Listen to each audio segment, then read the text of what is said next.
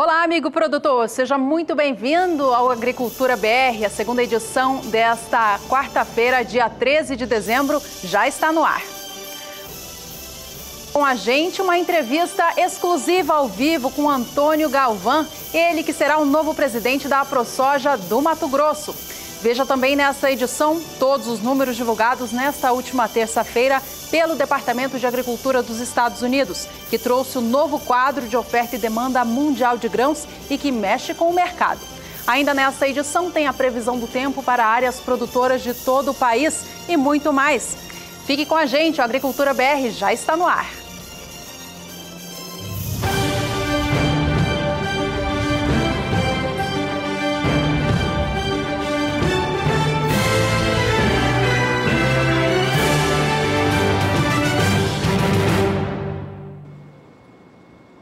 Já abrimos esta edição falando a respeito de Antônio Galvão, novo presidente eleito da AproSoja do Mato Grosso. Ele, que é produtor agrícola do município de Sinop, no estado, foi eleito para a nova diretoria da instituição no dia 13 de novembro. A posse dessa nova diretoria acontece nesta próxima quinta-feira, dia 14 de dezembro. E para falar sobre este novo desafio, a gente conversa ao vivo com ele agora aqui no Agricultura BR. Nós vamos então até o estado do Mato Grosso receber Antônio Galvão.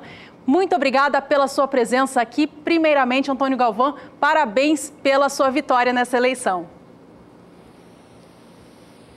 Obrigada, Juliana, e a todos os telespectadores do canal do Boi. Bom, tá certo, a gente está aqui ao vivo então com Antônio Galvão, que fala direto do Mato Grosso. Queria saber, Antônio Galvão, em primeiro lugar, o que a AproSoja, entidade a nível nacional, representa para a sojicultura do Brasil? Primeiramente, Juliana, só queria fazer um esclarecimento. Realmente a gente mora em Sinop há mais de 31 anos, mas minhas lavouras ficam centradas no município de Vera e Santa Carmen, que faziam parte de Sinop no passado. Com certeza a agricultura hoje é tudo que o Brasil tem, é o que ele quer e o que ele precisa, e o mundo também, porque a agricultura se produz alimentos. E estamos aqui agora para esse novo desafio, Juliana, com certeza, muitos anos à frente da entidade, como presidente do Sindicato Rural de Sinop, como diretor da AproSoja também, em vários mandatos, e atualmente, aí nessa atual diretoria, como diretor financeiro. E assumindo agora em janeiro, com certeza, o mandato do triênio como presidente. Antônio, qual vai ser então o seu maior desafio como agora presidente da AproSoja do Mato Grosso? Com certeza, Juliano, nós traçamos aí várias metas, que sempre é um desafio à nossa atividade, que a todo momento, infelizmente, a gente sofre ataques de tudo que é jeito, uma hora é ambiental, outra hora é trabalhista, agora com essa situação de fundo rural, e assim vai indo. Mas nós elencamos 4 prioridades aí em nossa campanha, já estamos trabalhando nela. Que um deles é a questão dos royalties. Aí hoje, nesses levantamentos feitos aqui pela AproSoja Mato Grosso, as nossas investigações, detectamos que tem irregularidade na concessão da API, que cobra-se esse nosso royalty aí da tecnologia BT. Mas isso já foi uma ação impetrada na Justiça, agora no dia 8 de novembro. Também temos aqui, particularmente do estado de Mato Grosso, uma cobrança aí sobre o FETAB, ou seja, um fundo que foi criado para se investir em infraestrutura estadual.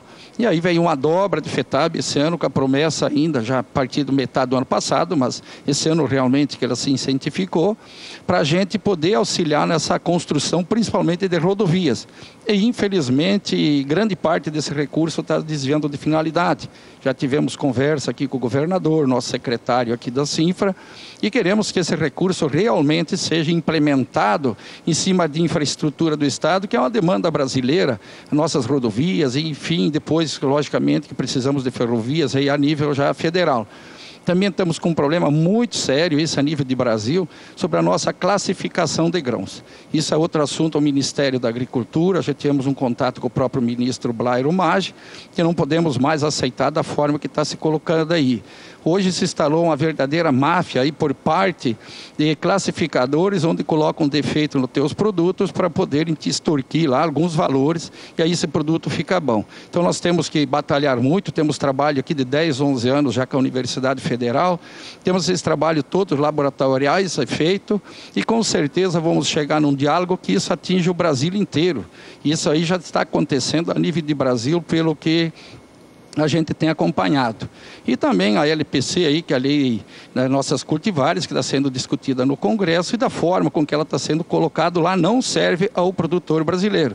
Já fiz esse contato com o próprio deputado Nilson Leitão, que ele é o coordenador aí dessa comissão que está discutindo esse assunto, e ele é deputado lá aqui pelo Mato Grosso e é de Sinop. Então nós temos que estar muito atentos. E também a data de plantio aí, que foram os impostos aí para dezembro, onde o produtor tentou ir buscar aí a forma dele fazer a semente, que foi uma dificuldade criada, que também já estamos com conversa avançada, que serve para salvar a molécula de fungicidas, e isso não está acontecendo, porque todos os plantios de dezembro que a gente fez levantamento, está sendo colocado, aplicado, enfim, de 8, 10 até 12 ou 13 aplicações de fungicida.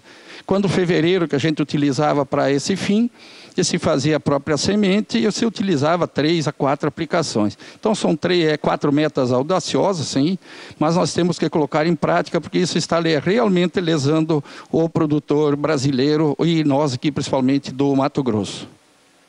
Realmente são grandes desafios aí pela frente, né? Qual vai ser o primeiro deles que a ProSoja deve encarar já no calendário de 2018? Tem a previsão de quais ações estão previstas?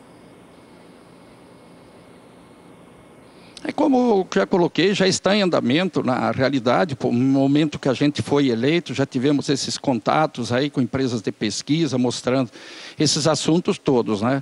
E também temos aí, Juliana, programas que vai ser mantido com certeza, que a ProSoja tem aqui dentro do portfólio, que vem trabalhando há muitos anos, como o próprio Soja Plus, onde a gente leva ao produtor as informações necessárias e a possível adequação ambiental em suas propriedades, trabalhistas e assim por diante. E também temos aqui um programa com o próprio governo do estado, através da Secretaria de Segurança, quanto à questão dos nossos roubos aí de defensivos e até de máquinas, mas principalmente de defensivos, que acontece no estado de Mato Grosso e acontece em outros estados também. Então a gente vai reforçar essa parceria sim, porque não podemos mais aí ficar à mercê dessa bandidagem colocada aí. Então esses programas com certeza serão mantidos pela ProSoja aqui em Mato Grosso. Antônio Galvão tem muito trabalho pela frente, né? E pelo jeito já em andamento. Muito obrigada pelo seu tempinho aqui conosco. Parabéns mais uma vez pela vitória na presidência e boa sorte nesse triênio. A gente agradece a oportunidade, Juliana, aí de participar da Agricultura BR através do canal do Boi. Estamos aqui disponível, aberto a outros produtores rurais do Brasil todo, outras a ProSoja que nós temos aí, porque temos que trabalhar unido, principalmente nesse projeto que é da classificação de grão. É um grande desafio, mas vamos vencê-lo sim, porque temos que tirar isso fora do nosso portfólio. Agora só faltava isso aí, né, Juliana? Até classificador botando defeito para nos extorquir, mas isso nós vamos resolver. Nosso ministro com certeza vai nos ajudar. Obrigado pela oportunidade. Obrigada a você, Antônio. Um grande abraço a todos por aí. E o Agricultura BR segue agora falando de soja. Obrigado, tudo de bom.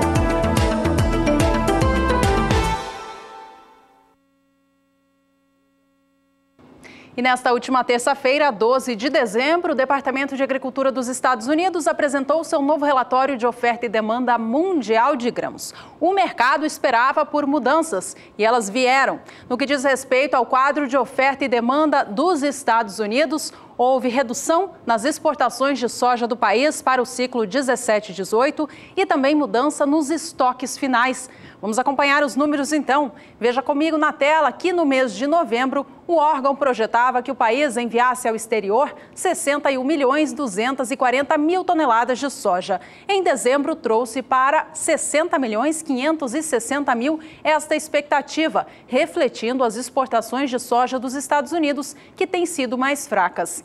Com as exportações menores, os estoques finais de passagem cresceram. Em novembro, o órgão projetava que eles ficariam com 11.570.000 toneladas ao fim do ciclo, mas agora, neste mês de dezembro, elevaram para 12.120.000 esta projeção.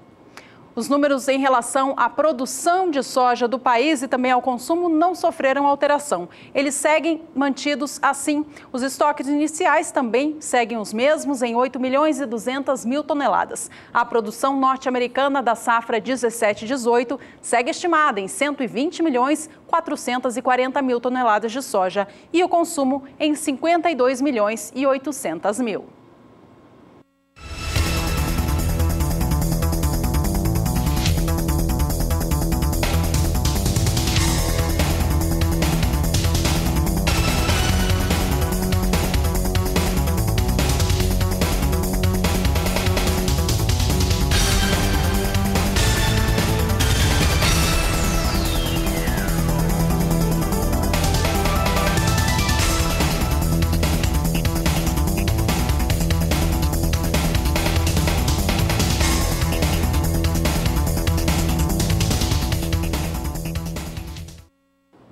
Para o Brasil, o novo relatório do Departamento de Agricultura dos Estados Unidos não trouxe a mudança que o mercado esperava, uma vez que Conab e IBGE ampliaram as suas expectativas a respeito da safra de soja do Brasil. Os norte-americanos, por enquanto, não. Seguem projetando a safra atual nossa em 108 milhões de toneladas. As mudanças que houveram neste último relatório envolvendo o Brasil foram para as exportações, que aumentaram na visão dos norte-americanos. Isso trouxe mudança para os estoques finais do país. Veja que a produção segue, portanto, estimada em 108 milhões de toneladas. Em relação à exportação, que são os números na coluna em vermelho, você via que em novembro o órgão projetava que o Brasil enviasse ao exterior 65 milhões de toneladas da oleaginosa. Em dezembro, elevou em mais de 500 mil de toneladas esta expectativa, trazendo para 65 milhões e meio de toneladas o volume total de soja que o Brasil vai vender a países compradores. Com estas vendas mais aquecidas, os estoques finais reduziram. Saíram de 22.260.000 na estimativa de novembro para 21.860.000 toneladas. O clima para a safra nova de soja do Brasil chegou mais tarde para as áreas produtoras do país. A chuva veio com demora, mas no momento ela tem beneficiado o bom andamento do desenvolvimento dessas lavouras no campo. Vamos saber agora com a Juliana Rezende, da Somar Meteorologia, se o clima continua bom assim para as áreas produtoras do grão, em especial na região centro-oeste. Ela traz os destaques no quadro Agroclima. Agroclima. Oferecimento Santa Helena. As melhores sementes de milho para grãos e silagem. Olá, boa tarde a todos. Os produtores da região centro-oeste ainda seguem beneficiados, porque as últimas chuvas conseguiram aumentar a disponibilidade hídrica do solo de forma bastante significativa. Aqui nesse mapa a gente consegue ver como é que está a umidade do solo. No estado do Mato Grosso e também no estado de Goiás, a disponibilidade hídrica já supera 90%. Agora, nas áreas em azul, aqui no estado do Mato Grosso do Sul e também na faixa oeste do estado do Mato Grosso, os índices de umidade ficam em torno de 70% até 80%. Nos próximos 5 dias ainda tem previsão de chuva na região centro-oeste e com forte intensidade. Volume de água pode ficar em torno de 100 milímetros aqui no norte do estado de Goiás e no norte do estado do Mato Grosso em torno de 70 milímetros. Então são chuvas bastante expressivas e que têm potencial para seguir mantendo a umidade do solo bastante elevada. No estado do Mato Grosso do Sul é que as instabilidades perdem um pouco mais de intensidade e acabam sendo influenciadas por conta do tempo mais seco que ainda predomina nas áreas mais ao sul do país. Então, grande parte do estado sul-mato-grossense não deve receber instabilidades e nem pancadas de chuva ao longo dos próximos 5 dias. Apenas aqui no norte do estado é que pode chover, mas de maneira bastante isolada. A partir do segundo período, entre os dias 19 até o dia 23, as instabilidades no alto da atmosfera acabam espalhando pancadas de chuva por toda a região centro-oeste. Não vai ser uma chuva muito volumosa dessa vez, mas já são pancadas que conseguem manter a umidade do solo mais elevada. O volume de água água nos 3 estados fica em torno de 30 milímetros. Só que durante o terceiro período essa chuva ganha cada vez mais intensidade e pelo menos durante essa segunda quinzena do mês de dezembro e mais para o final do mês, tem previsão de chuva forte na região central do Brasil. Acumulados dessa vez de 50 milímetros aqui no estado de Goiás e também grande parte do estado do Mato Grosso. Então, ao longo dos próximos períodos, segue tendo previsão de chuva frequente na região centro-oeste. Com isso, a disponibilidade hídrica do solo deve seguir bastante elevada e favorecer as lavouras que estão em desenvolvimento. Daqui a pouco eu volto com mais previsão do tempo. Até mais, Juliana. E por aqui a gente segue falando deste último relatório do Departamento de Agricultura dos Estados Unidos. Ainda trazendo a soja em destaque, desta vez para a Argentina. Os números para o nosso país vizinho também sofreram alteração, mas não no que diz respeito à produção de soja do país, fato que poderia ter sido contemplado neste último documento, uma vez que o clima tem se mostrado não tão favorável assim para o país nos últimos dias. Melhor dizendo, a previsão climática indica uma possibilidade de tempo seco ainda em dezembro. Esta situação ainda não foi contemplada, então, pelo órgão norte-americano, que manteve a expectativa de produção de soja do país em 57 milhões de toneladas. Já no que diz respeito às exportações, houve uma elevação, saindo de 8 milhões para 8 milhões e meio de toneladas. Já os estoques finais, também com isso, tiveram mudança. A mudança foi para baixo, uma vez que as exportações cresceram. Em novembro, o órgão projetava os estoques finais de soja da Argentina em 37 milhões 550 mil toneladas. Para dezembro, reduziu para 37 milhões 170 mil. Resultado disso tudo, exportações mais fracas de soja para os Estados Unidos previstas e mais forte para o Brasil e a Argentina.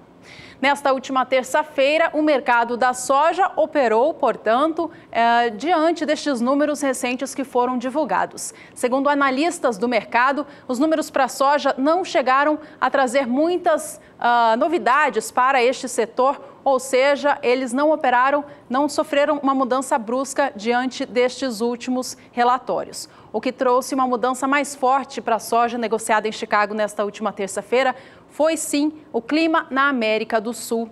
A Argentina, que tem até há pouco a previsão de clima mais seco em dezembro, sofre agora uma inversão desta expectativa. Rodadas de chuvas mais fortes em meados do mês, que pode garantir, portanto, umidade do solo naquelas áreas mais secas.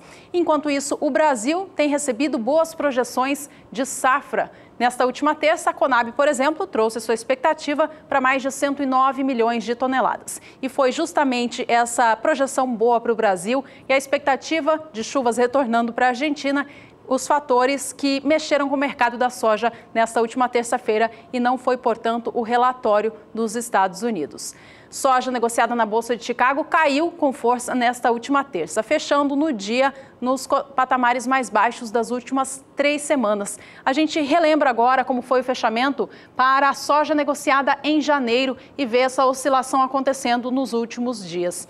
No dia 16 de novembro, soja para janeiro, negociada na Bolsa de Chicago, fechava $9,72 por bushel. De lá para cá, ela veio subindo. No dia 27 de novembro, encerrava aos $9,96 e no dia 5 de dezembro, na cotação mais alta deste período analisado, foram $10,08 por bushel, em uma data em que todas as posições seguraram o suporte de $10, operando nos patamares mais altos desde o mês de julho. De lá para cá, a soja oscilou bem também na Bolsa de Chicago, fechando aos $9,89 no dia 8 de dezembro e nesta última terça, 12 de dezembro, caindo com mais força, fechando aos $9,76. Se a gente correr o olho agora para o primeiro número desta tela, $9,72, este número desta última terça foi o mais baixo, portanto, desde o dia 16 de novembro, queda mais forte em 3 semanas. A gente acompanha agora ao vivo como que a soja vem se movimentando na Bolsa de Chicago depois desse dia de queda mais expressiva. Normalmente o mercado sobe um pouquinho para compensar essa baixa toda. A gente acompanha os números ao vivo agora. Veja a soja negociando na Bolsa de Chicago nesta quarta-feira em momento positivo. Os negócios sobem agora próximos a 0,40%. A posição de janeiro vem a 9 dólares, 79 centes mais 75 por bushel, com alta de 0,40%. Negócios para março operam a 9 dólares, 91 centes mais 50, alta de 0,43%.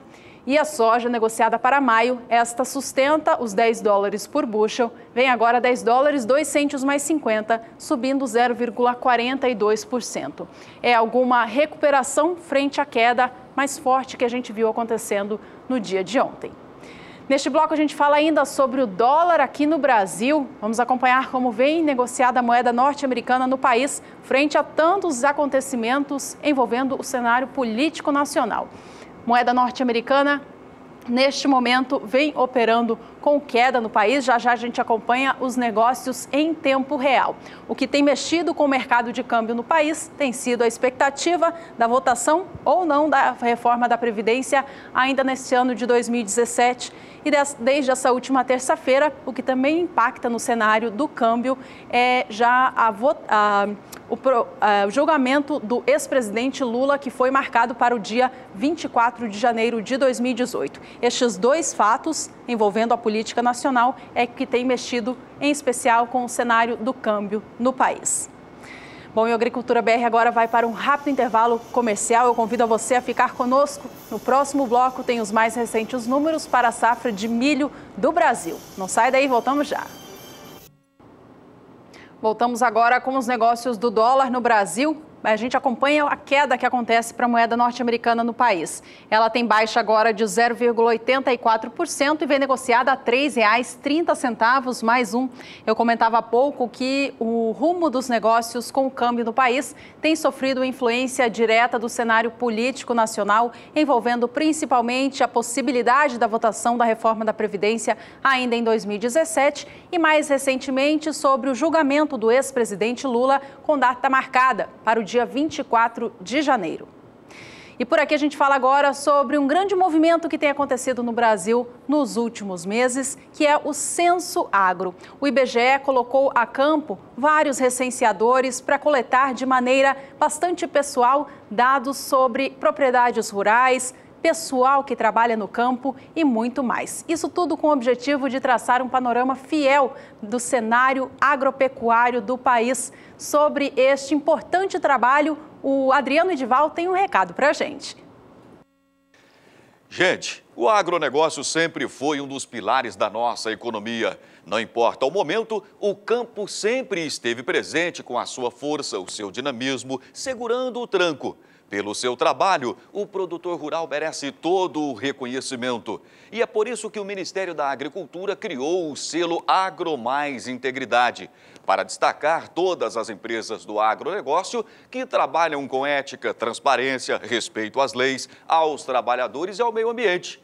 Mais do que um reconhecimento da sua competência, o selo AgroMais Integridade vai valorizar a sua marca, porque consumidores e investidores estarão de olho em quem produz com ética, integridade, respeitando o trabalhador e o meio ambiente. Quer saber como obter o selo e ser líder no reconhecimento dos brasileiros? Acesse o site agricultura.gov.br e veja como obter o selo AgroMais Integridade. E a gente fala um pouco agora sobre pecuária leiteira. Nos últimos 2 anos, segundo a Emater Gaúcha, a produtividade por propriedade rural no estado do Rio Grande do Sul cresceu em 25% na produção de leite. Este foi um movimento visto não só no estado gaúcho, mas em todo o Brasil. Depois de viver uma séria crise, o setor leiteiro do país dá sinais de recuperação. É o que a gente acompanha agora na reportagem de Annelise Nicolodi. O ano de 2017 está praticamente no fim e o setor leiteiro viveu altos e baixos. Uma gangorra presente não só no preço, mas também no número de animais e no volume de produção.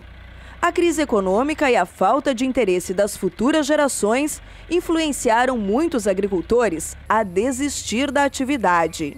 Aquele agricultor que não está conseguindo dar conta dessa tecnologia, aquele agricultor que não está conseguindo dar conta dessa escala produtiva, esse produtor está saindo do meio rural. Então, esse esvaziamento do meio rural é uma questão preocupante dentro desse cenário, né?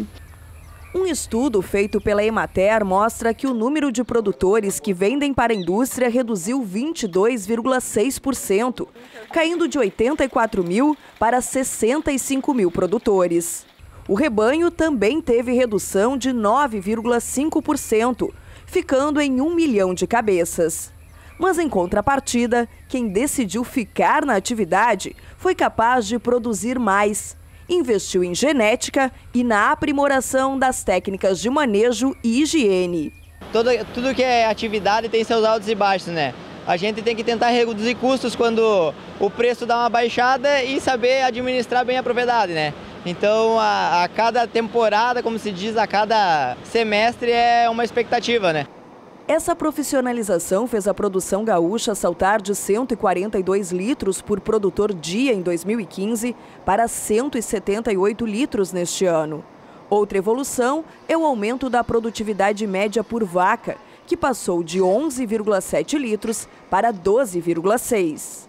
E o que está acontecendo? De 2 anos para cá, caiu o número de produtores, diminuiu bastante, sensivelmente o número de produtores, mas a produção se manteve estável, porque na realidade aqueles que estão estruturados estão conseguindo aumentar a produtividade, seja produção por vaca, seja em volume, seja produtividade por hectare. No Brasil, a queda da produção foi motivada pela crise interna e pelo alto custo dos insumos. Além disso, os preços competitivos no mercado externo estimularam a importação de lácteos. No ano passado, o país acabou importando 8% do seu consumo. Mas com a alta de preços lá fora e a queda do custo do concentrado, a produção interna dá sinais de recuperação. E algumas entidades acreditam em uma recuperação do setor, com crescimento de 3% a 4% em 2018. Está havendo uma sinalização de que alguma coisa está se movimentando nesse sentido, de ter uma melhoria do preço do leite, na valorização do leite pequena ainda, mas a gente está observando que isso está sendo sinalizado, porque nós vemos num período de 2017 muito ruim, num período onde sempre o leite teve uma valorização, esse ano ele caiu, ou seja, cada reunião do Conselhete, o preço tinha um percentual de queda. Mas a gente está vendo, até essa semana, observando alguns dados de pesquisa do Sindilat e de algumas instituições, a gente está vendo uma sinalização de que isso está num caminho agora, talvez de valorização pequena ainda, mas isso já é um bom sinal. Por isso, especialistas acreditam que o mais longo ciclo de crise da produção láctea global está chegando ao fim. O preço do litro de leite pago ao produtor no mercado internacional, que chegou a 22 centavos de dólar, se recuperou e nos últimos meses alcançou o valor histórico de 38 centavos de dólar. Uma bela parte do leite do estado do Rio Grande do Sul, pelas indústrias já tradicionais aqui, pagam seu leite por algum indexador de qualidade. Ou é pela célula somática, ou é pela contagem bacteriana, ou é pelo resfriamento do leite, ou é pela gordura, todas elas pagam. Para nós, indústrias, é fundamental o pagamento do leite pela qualidade que tu vai dando a educação, conforme já essas indústrias assim o fazem. O que nós precisaríamos também é evoluir e pagar o leite também por proteína. Vai fazer com que a gente possa incentivar e motivar o produtor a produzir leite dentro dos parâmetros que a indústria precisa para ter uma conversão melhor, consequentemente ela melhora a sua competitividade. Mas o nosso trabalho todo está feito e está sendo desenvolvido com apoios governamentais, de entidades ligadas ao setor e aos produtores e às nossas próprias indústrias, para que se possa aumentar o volume com a qualidade necessária para ter uma melhor conversão e assim nos transformar num país exportador de lácteos também. O setor no país começa a se redesenhar. A maior profissionalização da atividade e os sistemas de produção estão ganhando escala com novos modelos de gestão. Não pode desistir nunca, porque o leite sempre tem as altas e baixas. Nessas 3 décadas que a gente está na atividade, sempre teve os altas e baixas no leite, E sempre tem que fazer aquilo e fazer bem feito, não fazer por fazer só, que nem muita gente está na atividade hoje, faz por fazer. Se não dá, eu paro, eu não. A gente tem que ser persistente na atividade, O produtor tenta fazer a sua parte, eu acho que a indústria também está trabalhando com dificuldades, também tem o seu comprometimento, Nós temos toda a cadeia, ela está alinhada no sentido de fazer as coisas evoluírem.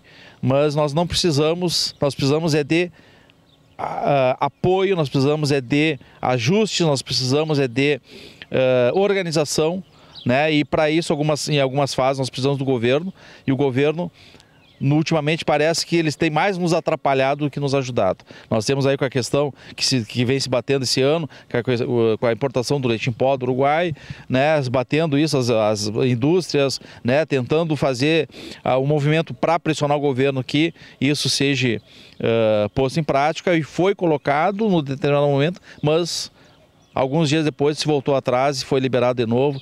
O governo não pode atrapalhar, o governo tem que nos ajudar.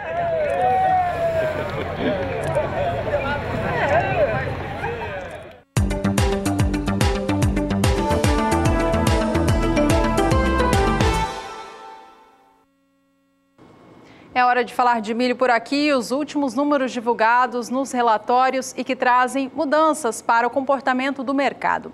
Nesta última terça, o Departamento de Agricultura dos Estados Unidos apresentou um novo quadro de oferta e demanda mundial de grãos. Para o milho nos Estados Unidos, houve mudanças, a gente acompanha agora na tela. No que diz respeito às expectativas de consumo, houve uma elevação por conta do maior uso do milho para a fabricação de etanol no país.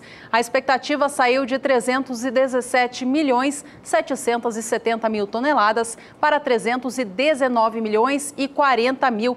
Com isso, os estoques finais do milho foram reduzidos. Saíram de 63.190.000 toneladas para 61.920.000. A produção do cereal no país ficou mantida acima de 370 milhões de toneladas.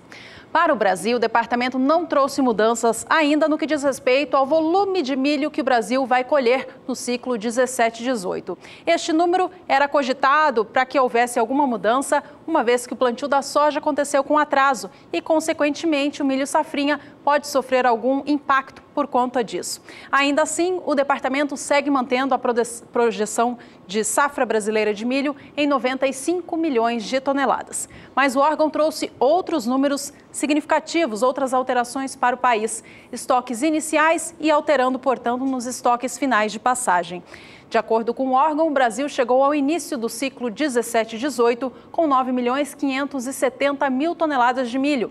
No mês passado, acreditava-se que esse volume era de 300.000 toneladas a menos. Com essa alteração nos estoques iniciais, os estoques finais também foram alterados, desta vez em 300.000 toneladas para cima, chegando agora aos 9.370.000.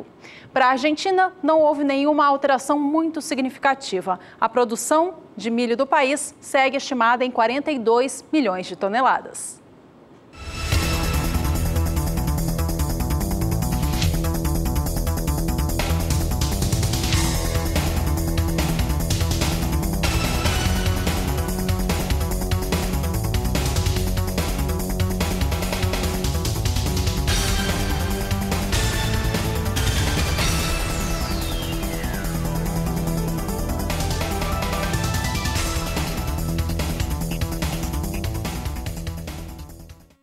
Ainda falando de milho, a gente acompanha agora o quadro de oferta e demanda mundial do cereal. Este último relatório trouxe elevação na produção mundial de milho no ciclo 17-18.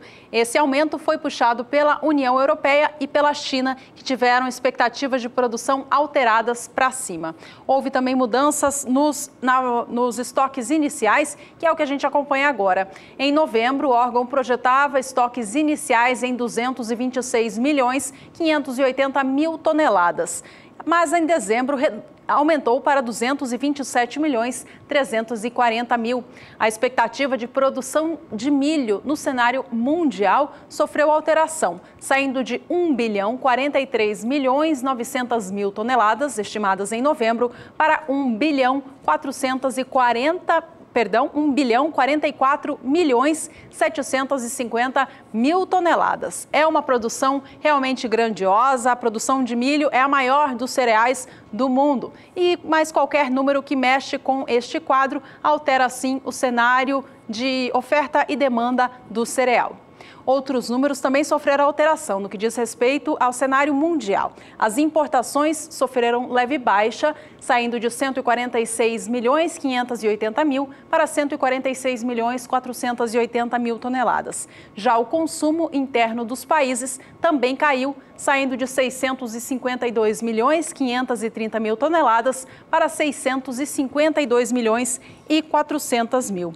Tudo isso indica, portanto, mais milho sendo produzido no mundo no ciclo 17 e 18. Estas alterações recentes fazem mudar também, por fim, os estoques finais de passagem, que saem de uma estimativa do mês de novembro de 203.860.000 toneladas para 204.080.000. São muitos números, mas eles são importantes para o mercado internacional do milho, já que balizam a cotação do cereal no cenário internacional. Vamos dar uma olhadinha agora, então, em como opera o milho na Bolsa de Chicago nesta quarta-feira. Veja comigo, negócios em tempo real. Milho opera com alta no dia de hoje. A posição de dezembro, a de mais curto prazo, vem com elevação de 0,44%, negociando o bushel a $3,37 mais 25. A posição de março vem a $3,49 mais 50 por bushel, alta de 0,5%. Milho negociado para entrega em maio opera com alta de 0,49% e negocia o bushel do cereal a $3,57 mais 75. E o milho para entrega em julho vem a $3,66 por bushel, subindo agora 0,41%.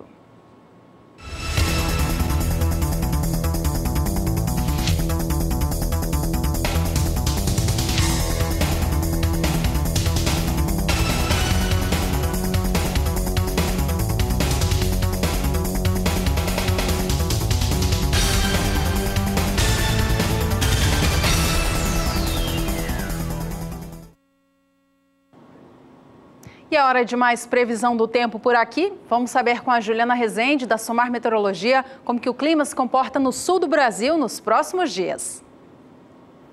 O tempo mais seco no sul do Brasil já está com dias contados. Agora, nos próximos dias, áreas de instabilidades vão voltar a provocar chuva na região sul. Uma frente fria vai se formar e ajudar a provocar chuva. Não vai ser uma chuva muito volumosa, mas as instabilidades já começam a avançar pelo sul do Brasil. Agora, a disponibilidade hídrica do solo ainda está mais baixa, especialmente aqui nas áreas que fazem fronteira do Rio Grande do Sul com o Uruguai. Os índices ficam em torno de 40% a 50%. Nas demais áreas do sul do Brasil, a disponibilidade hídrica segue mais elevada e alcança em torno de 80% entre Santa Catarina e o estado paranaense. Nos próximos 5 dias, com as instabilidades já começando a avançar pelo sul do Brasil, já começa a ter previsão de chuva. Vai ser uma chuva abrangente que vai alcançar os 3 estados. Só que as chuvas retornam aos poucos, então serão pancadas fracas, isoladas, que não têm potencial para aumentar a disponibilidade hídrica do solo, pelo menos até o dia 18 do mês de dezembro. A partir do dia 19 é que a chuva começa a se espalhar pelo sul do Brasil de maneira mais significativa. Então, entre os dias 19 até o dia 23, tem previsão de chuva mais forte nos 3 estados da região sul. Acumulados dessa vez em torno de 30 milímetros já ocorrem aqui na faixa oeste do Rio Grande do Sul, até as áreas mais ao sul do estado também. Grande parte do Paraná e as áreas centrais de Santa Catarina também devem voltar a receber instabilidades de maneira mais significativa. Só que durante a terceira semana, mais para o final do mês de dezembro, até o dia 28, é que a chuva ganha um pouco mais de intensidade. Então tem previsão de acumulados mais significativos e as pancadas também se tornam mais abrangentes. Dessa vez, os acumulados já alcançam em torno de 50 milímetros entre o norte do Rio Grande do Sul até o sul do estado do Paraná. Então, no decorrer desta segunda quinzena do mês de dezembro, os produtores do sul do Brasil vão ser beneficiados porque volta a ter previsão de chuva na região, especialmente naquelas áreas onde a umidade do solo já vem diminuindo, que é da faixa oeste até o sul do estado gaúcho. Daqui a pouco eu volto com mais previsão do tempo. E nesta última terça-feira, 12 de dezembro, a Conab também apresentou o seu novo relatório a respeito da safra de grãos do Brasil, temporada 17 e 18. De Brasília, o repórter Odacil Canepa tem mais informações. Segundo a Conab, a safra está estimada em 226 milhões de toneladas. Os números representam um recuo de 4,7% em relação à safra passada, que foi de 237 milhões de toneladas. O milho e a soja lideram a preferência do produtor brasileiro. A soja, como principal cultura, deve alcançar 109 milhões de toneladas.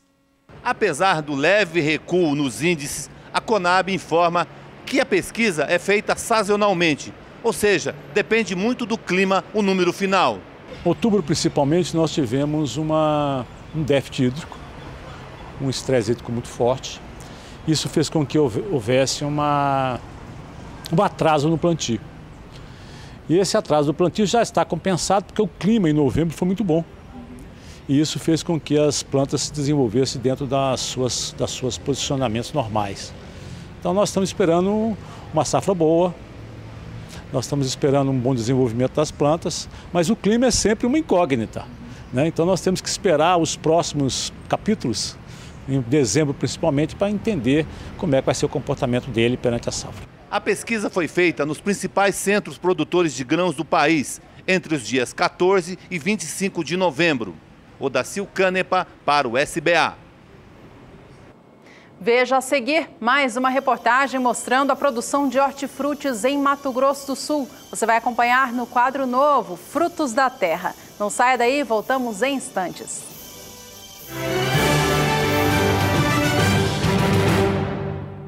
No terceiro episódio da série Frutos da Terra, você vai acompanhar a produção de hortifruti no município de Dourados, em Mato Grosso do Sul. A produção é de Jéssica Correia e Lúcia Santos e a reportagem de Rosa Cabral.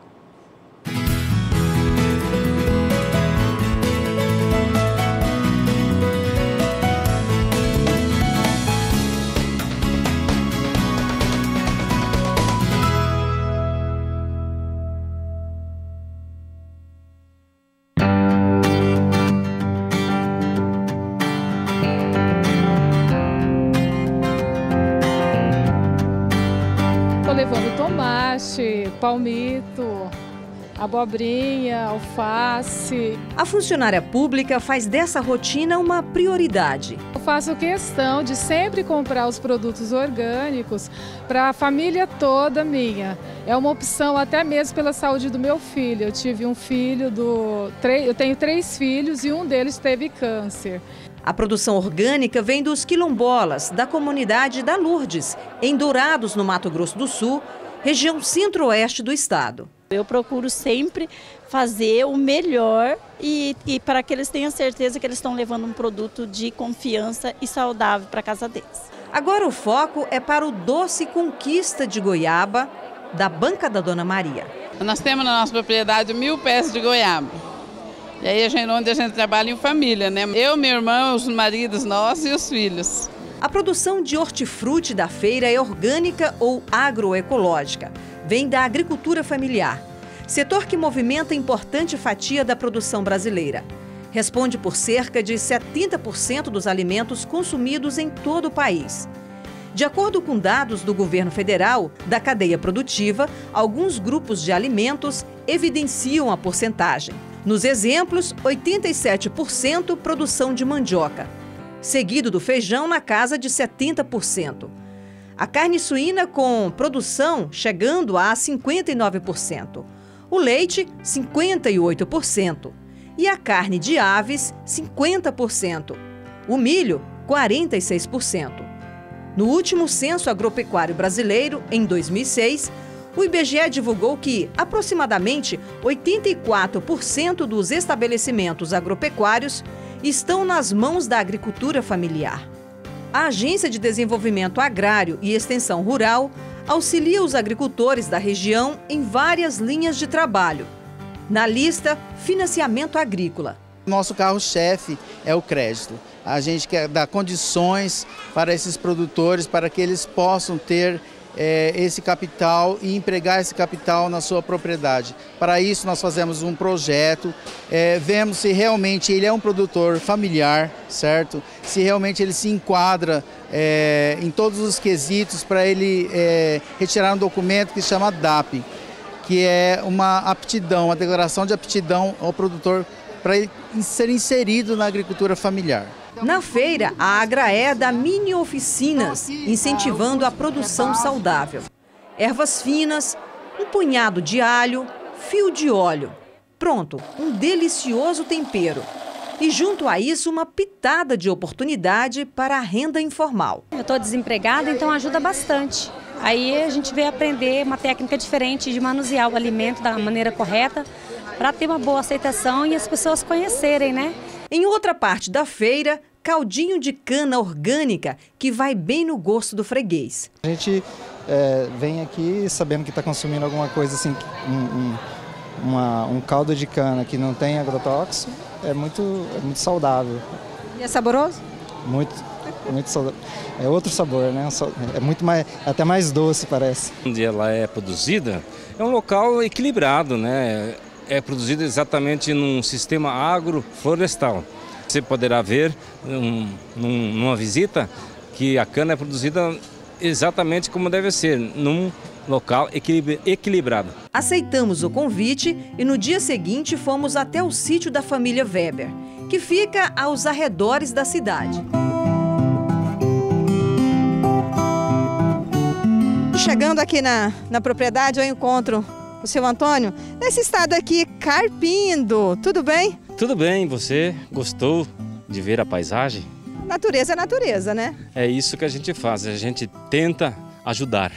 Nós somos apenas veículos, né, que proporcionam uma pequena colaboração à natureza.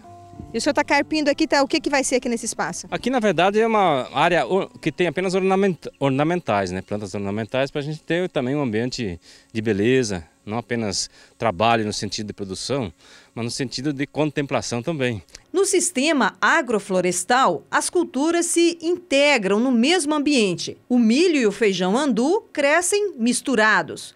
O mamão está entre as culturas, no canteiro das ramas de abóbora. O bagaço de cana volta para a natureza como adubo. E no canavial, com 1 hectare de plantação, a produção chega a 10 mil dúzias de cana. Para a cobertura de solo, a palhada. Primeiramente, a proteção contra os raios solares, né, que não atingem diretamente o solo.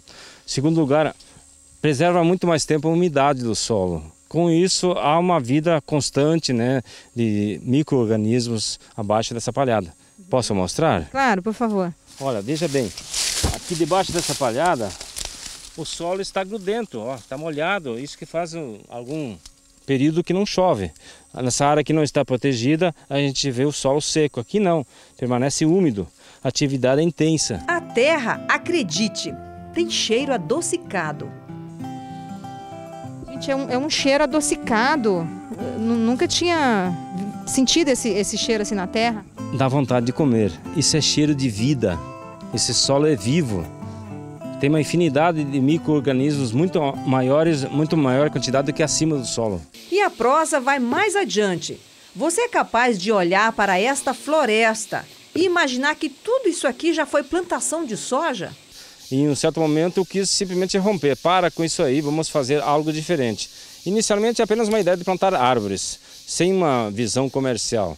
Mas daí a gente tinha a necessidade de uma sustentabilidade e começamos então a produzir mudas diversas, de árvores, de arbustos, de ornamentais, de flores. Isso foi uma sustentabilidade muito importante no início da atividade. Essa história foi há 10 anos. De lá para cá, o agricultor começou o trabalho de formiguinha e fez a multiplicação do cenário verde. Iniciamos um plantio de uma variedade consorciada entre nativas, principalmente nativas, e algumas exóticas também. Entre as exóticas, a Nim indiano. Nativa da Índia, aqui no Brasil, é considerada um bom repelente de insetos. Ela é uma árvore interessante que a substância que contém, principalmente nas sementes, você pode fazer biopesticida, ou seja, pulverizar plantas para inibir a presença de alguns insetos. Vamos entrar no contexto da certificação orgânica. Nós acompanhamos os agricultores e fazemos o apoio durante as reuniões, as visitas de pares e as visitas de verificação para garantir que o processo seja legítimo. O coordenador da Associação de Produtores Orgânicos de Mato Grosso do Sul me conta que pela rede são 17 produtores certificados. E a presença da associação foi fundamental para o seu Antônio garantir a certificação. Núcleos se organizam, se fiscalizam e um ajuda o outro para provar que a sua produção é livre de agrotóxico e está dentro dos parâmetros de exigência. Ele precisa, primeiro, estar organizado em núcleo, fazer o processo de produção isento de qualquer contaminação química, fazer barreiras e fazer anotações de tudo que ele compra, de insumos, o que ele comercializa, o que ele pulveriza, as quantidades e tal. Feito isso, o grupo vai vir fazer uma visita chamada visita de pares. Nessa visita de pares eles constatam quais são os pontos importantes, os pontos também que precisa ser melhorado. E a partir dessa visita de pares, eles pedem uma visita de verificação, que vem uma comissão, vem um outro agricultor de fora que vai dar o aval da certificação. É o exemplo de outro agricultor familiar, o seu Jorge Arendite. Aquela barreira, ou o quebra-ventos, exigida para a certificação, aqui foi feita de Napier. Desde 2004, ele transformou o sítio em produção de manejo orgânico. E nós estamos produzindo alface, salsa, rúcula, milho verde e mais abaixo quiabo. E por mais que se encontre vários exemplos em uma mesma região, a procura, segundo ele, é maior que a oferta. A qualidade desses produtos e os benefícios para a saúde. Então, muitas pessoas hoje têm buscado esses produtos e ainda há assim, uma dificuldade de atender a demanda, Então, a gente está trabalhando para ver se a gente consegue aumentar a produção e incluir outras pessoas também nesse tipo de produção.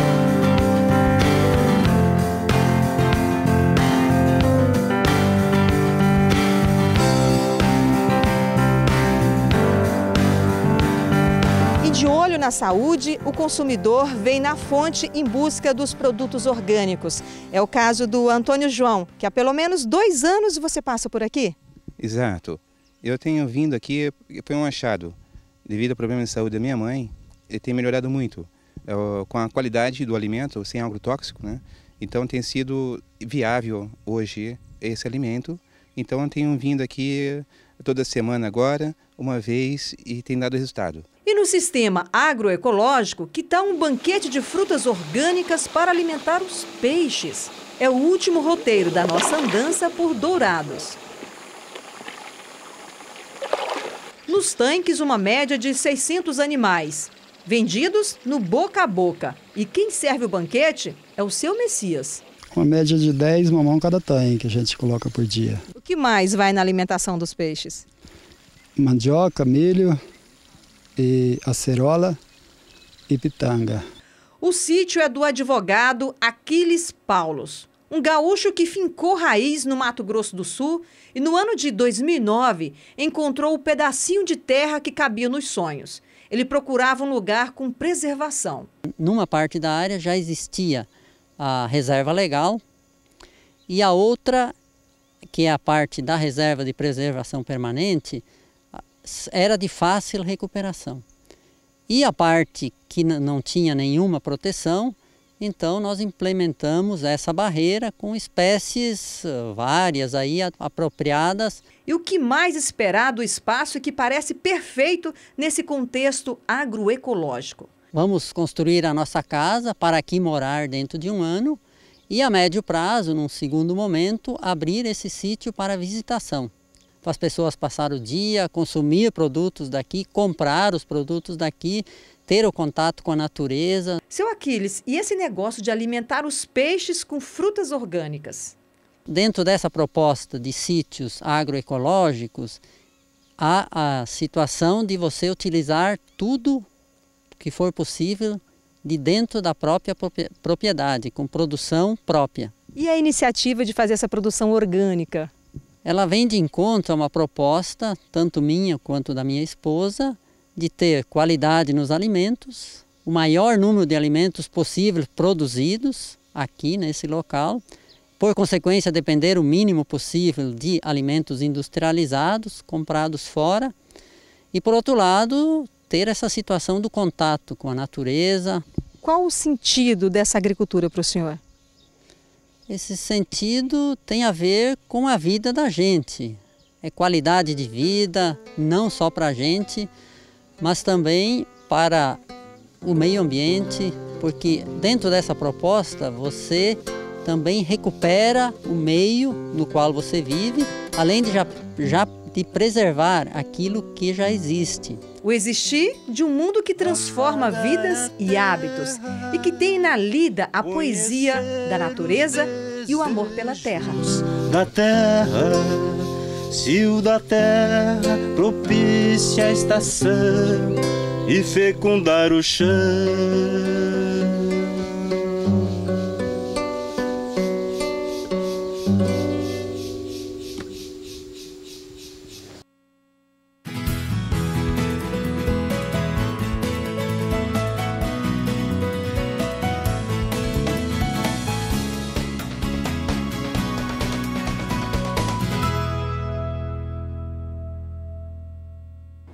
Por aqui é hora de previsão do tempo e o destaque da vez é o Sudeste. A região tem recebido chuvas mais abundantes nas últimas semanas, chegando inclusive até atrapalhar algumas atividades no campo. Vamos saber com a Juliana Rezende como o clima se comporta para o Sudeste do país nos próximos dias.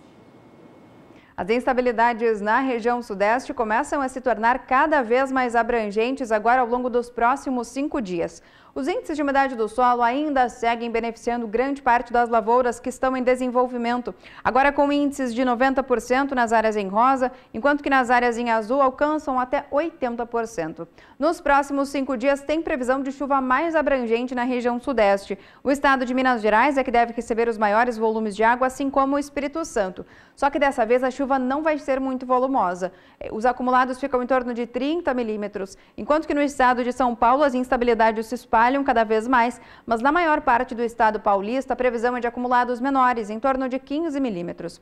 Durante a próxima semana é que essa chuva consegue ganhar um pouco mais de intensidade, agora entre o estado de São Paulo até o sul de Minas Gerais. Se espalhando também pelo Rio de Janeiro, as instabilidades ganham força, tem previsão de chuva mais expressiva e com acumulados agora em torno de 50 milímetros. Isso ocorre entre o dia 19 até o dia 23 de dezembro. E conforme nos aproximamos do final do mês de dezembro, a chuva ganha cada vez mais intensidade no Sudeste. Agora os acumulados ainda seguem persistentes e também elevados aqui nas áreas centrais do estado de São Paulo, Triângulo Mineiro e toda a faixa oeste do estado de Minas Gerais. Então, ao longo das próximas semanas, as condições climáticas para as lavouras que estão em desenvolvimento na região Sudeste ainda devem ser muito satisfatórias, porque com isso a disponibilidade hídrica do solo segue bastante elevada devido a essas chuvas frequentes e garante bom desenvolvimento para as lavouras. Daqui a pouco eu volto com mais previsão do tempo.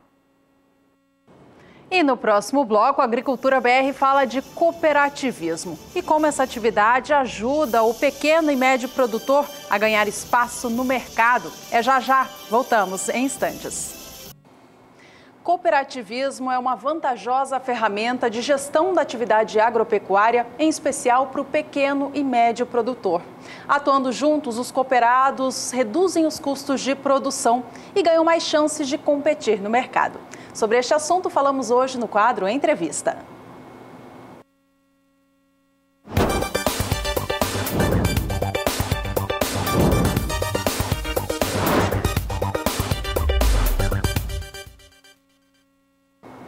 Ao meu lado está Celso Regis, presidente do Sistema OCB em Mato Grosso do Sul, que representa a Organização das Cooperativas Brasileiras no estado sul-mato-grossense. Celso, obrigada pela presença aqui mais uma vez. Sempre à disposição de vocês e também de todos os telespectadores, produtores rurais que sempre estão atentos às grandes notícias e às expectativas para o ano que vem.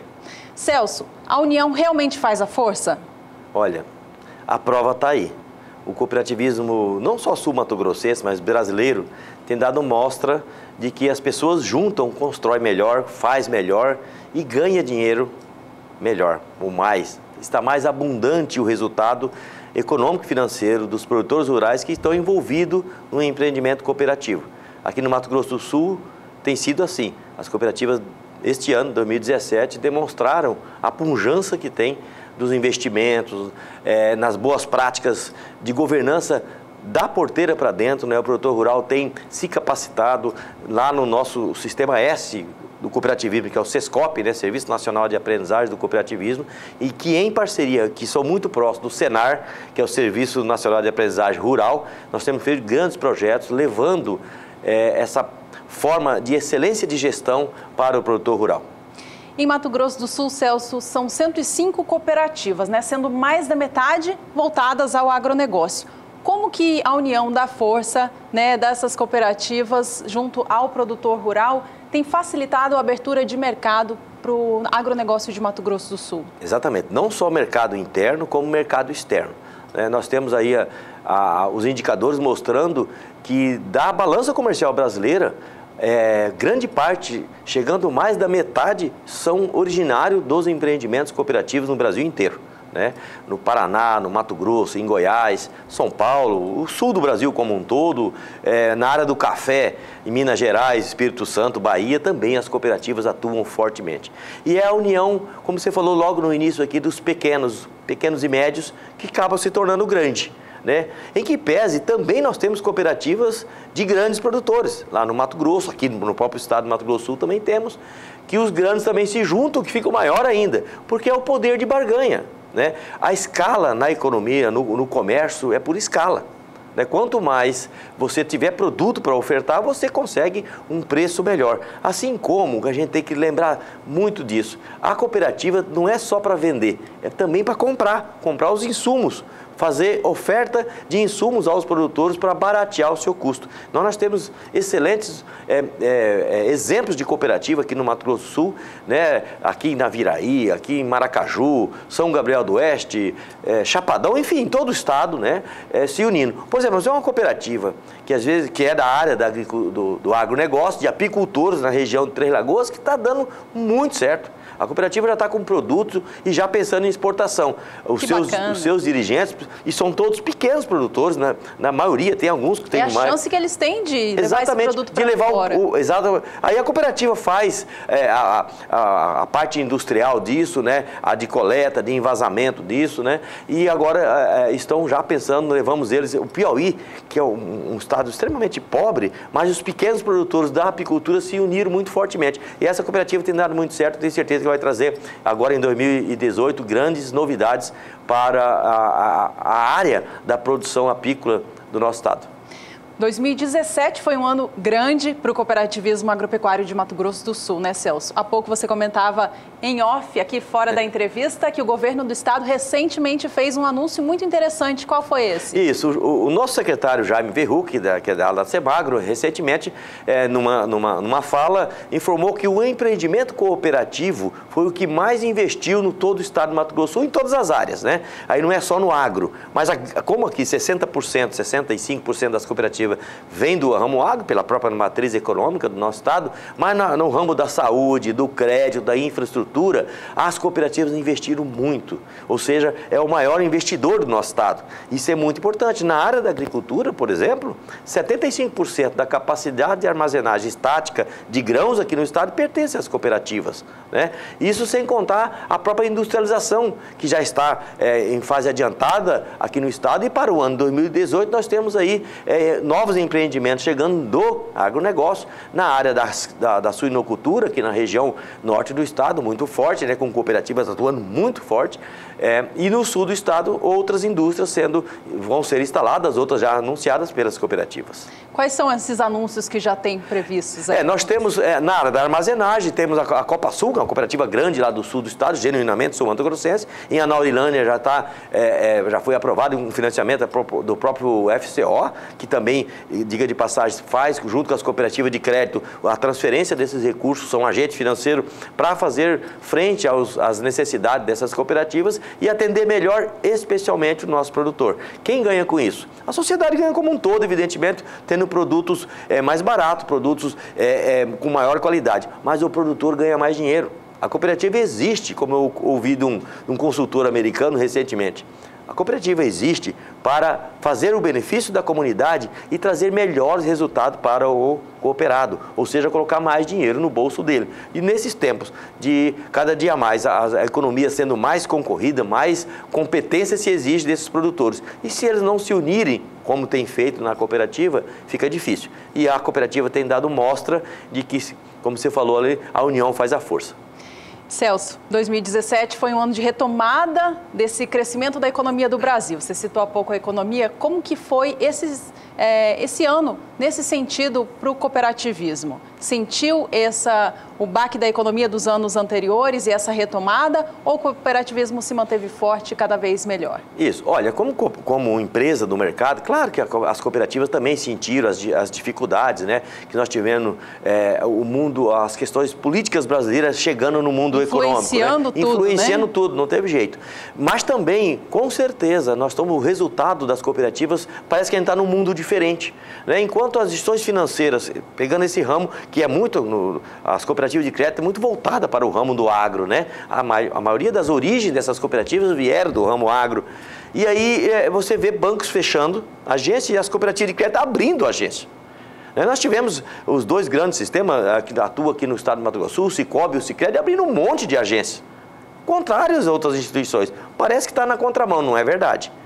São as necessidades das pessoas sendo atendidas por essas cooperativas, né? E no ramo agro como um todo, nós temos grandes empreendimentos. O crescimento médio das cooperativas no Mato Grosso do Sul, em termos de faturamento, resultado, chegou a 20%. Totalmente contrário, né, os principais indicadores. Caminha com as suas próprias pernas, com as próprias pernas. Independente Mas tem uma coisa interessante. São exatamente nos momentos de crise, de maior dificuldade, que as pessoas se juntam, ou pelo menos têm a tendência de se juntarem. Ao se juntarem, elas, com certeza, os seus negócios prosperam. E isso que tem acontecido. Os pequenos e médios, especialmente, se juntam, né? Se rodeiam do empreendimento cooperativo. O sistema OCB dá todas as informações, a parte de capacitação de pessoas, muito interessante isso. O nosso SESCOP, que é o S, como eu falei agora há pouco, do cooperativismo, ele prepara essas pessoas. Ora, nós temos bons produtores. Com cooperativas bem administradas, excelência de gestão só pode dar resultado. É o que nós tivemos em 2017 e as perspectivas de 2018 são as mesmas. Né? Aí os ventos estão a favor, vamos dizer assim, porque a economia dá um sinal de uma pequena recuperação, isso é muito importante. Nós teremos um ano de 2018 talvez um pouco mais, pelo menos mais estável no mundo econômico. Temos instabilidade um pouco na política, mas vai ser de definição. Nós teremos eleições o ano que vem e aí é preciso que todos nós estejamos também voltados para isso, né? Nós precisamos estar envolvidos com o momento político, serão eleitos por todos nós brasileiros, né? O governo e os políticos somos nós, sai do nosso meio. Nós precisamos estar fortalecidos para que teremos os próximos 4 anos boas perspectivas de crescimento econômico brasileiro e as cooperativas vão contribuir, não tenho dúvida com isso. O que eu queria te contar aí para todos aqui é uma novidade. Nós vamos estar trabalhando através da OCB Nacional, do Sistema Nacional Cooperativo, uma nova roupagem para comunicar o cooperativismo, que é Somos Coop. Como vai funcionar? Como vai funcionar? Isso, cada cooperativa vai colocar no seu produto que aquele produto é COP. O que é COP? É de cooperativa.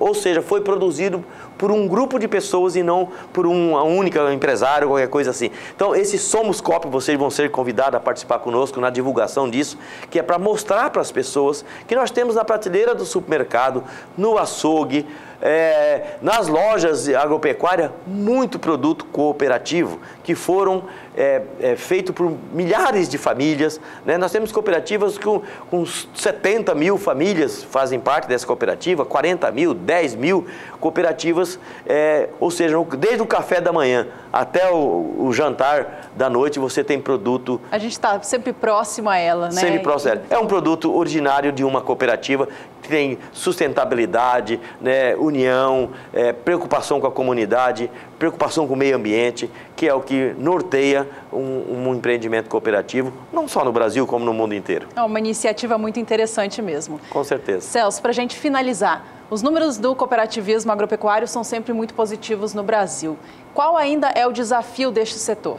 Nós precisamos ter mais gente engajada na forma cooperativa de ser. Nós temos o centro-sul do Brasil, vamos dizer assim, fortemente engajado, né? Mas ainda precisa muito no restante do Brasil, que é o norte e nordeste. E aqui no nosso estado, no Mato Grosso do Sul, é continuar crescendo nessa forma. Precisam, né? Novas lideranças? Novas lideranças, especialmente. Mais gente tratando deste assunto, do tema cooperativo, do tema de fortificação do campo, das pessoas do campo. A cooperativa é uma sociedade de pessoas para pessoas. E nós temos, o trator não fala, né? O pé de soja também não, o boi também não, mas as pessoas aqui falam. Então nós precisamos de mais gente envolvida falando de gente. Celso, muito obrigada pelo seu tempo aqui com a gente. Desejo um ano de 2018 ainda mais forte para o cooperativismo de Mato Grosso do Sul. Nós também, o cooperativismo sul-mato-grossense deseja a você e a todos um Feliz Natal e um ano próspero, com saúde e sucesso. Muito obrigada. E a gente segue com o programa.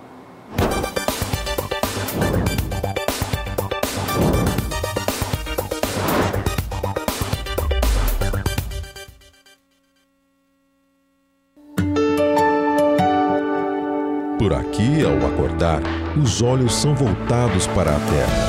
E quando não são eles, todos os pensamentos são para ela. É chuva, suor, soja, milho, feijão, arroz, café, máquinas no campo. Às vezes é a leveza ou a força da chuva, em outras a dureza da falta dela. Há outros momentos ainda. Parece que a sociedade esquece quem a sustenta e alguns nos criticam. Particularmente é quando trabalho mais. Tem também aquelas vezes que tudo dá certo no campo, mas o preço cai. Normalmente é neste o momento quando mais fico ligado no canal do boi. Há outras situações que parece tudo ter desabado, mas a minha alternativa é olhar para frente e acreditar. Eu vou para o campo e com a terra fico. Com a terra renovo a esperança. Renovamos juntos. Canal do Boi, em 2018, é muito mais agrícola, é muito mais pecuária.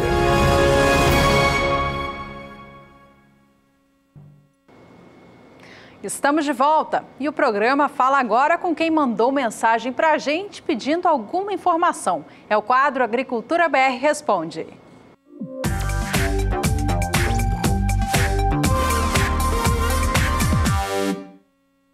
De olho na tela para ver quem mandou mensagem para a gente aqui no quadro Agricultura BR Responde. Foi o André Antunes, de Santa Cruz, da Venerada, no estado do Pernambuco. Ele diz o seguinte: quero saber a previsão do tempo para o Pernambuco no mês de dezembro. André, vamos todos ficar de olho então nos destaques. Quem fala para a gente é a Juliana Rezende.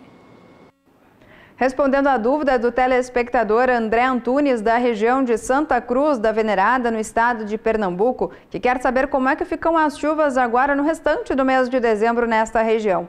A disponibilidade hídrica do solo na faixa oeste do estado do Pernambuco ainda segue baixa. A gente pode ver no mapa que as imagens aqui já apresentam índices em amarelo e também laranja, o que representa índices de umidade do solo baixos nessa região. Agora, nos próximos 5 dias, essa condição ainda vai persistir. Então, não tem perspectiva de instabilidades ganhando intensidade nessas áreas. Agora, nos próximos 5 dias, até o dia 18, as instabilidades até conseguem alcançar as áreas centrais da região nordeste e o extremo oeste do Paraná, mas não vai ser uma chuva que tem potencial para aumentar a disponibilidade hídrica do solo. São pancadas muito isoladas e irregulares. Durante o segundo período, entre o dia 19 até o dia 23, a chuva até segue se espalhando pelo interior do Nordeste, só que em relação à mesma condição agora dos próximos 5 dias, é uma chuva fraca, que não consegue aumentar a disponibilidade hídrica do solo. Somente durante a última semana do mês de dezembro, até o dia 28, é que a chuva consegue se espalhar de maneira bastante abrangente, só que essa chuva não consegue ainda ganhar intensidade. Então quer dizer que durante esta segunda quinzena do mês de dezembro, pode chover na região, só que de maneira muito fraca e isolada, e ainda ocorre dias de tempo mais seco. Ou seja, são pancadas que não conseguem recuperar a umidade do solo que ainda está baixa. Hoje eu encerro por aqui a minha participação. Até mais! Até mais, Juliana. Obrigada pelas informações. E obrigada a você, André, pela participação. Este foi o quadro Agricultura BR Responde.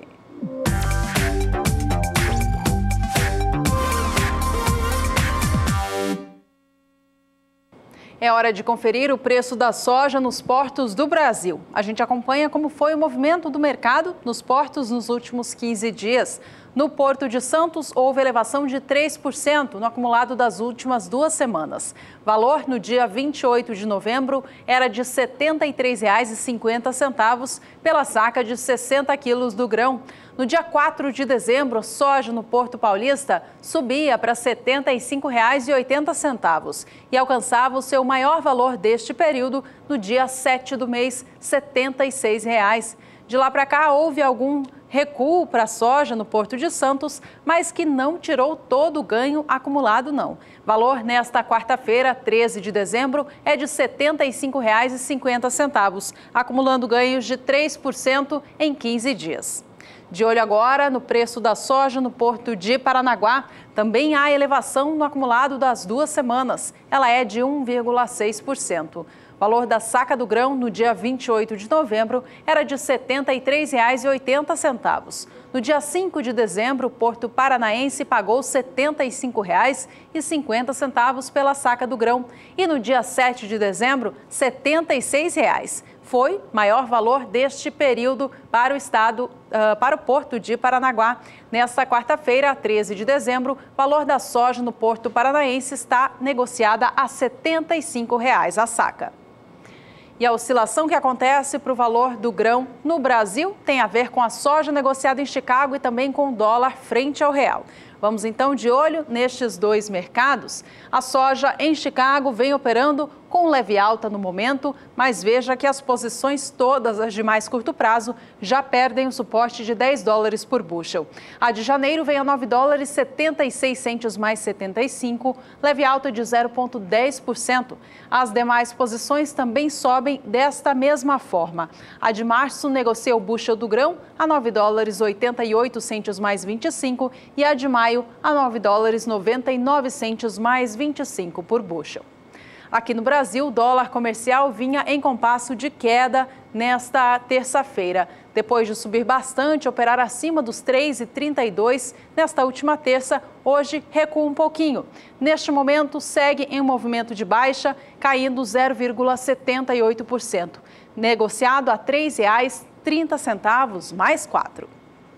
E com estas informações, encerramos aqui mais uma edição do Agricultura BR para você.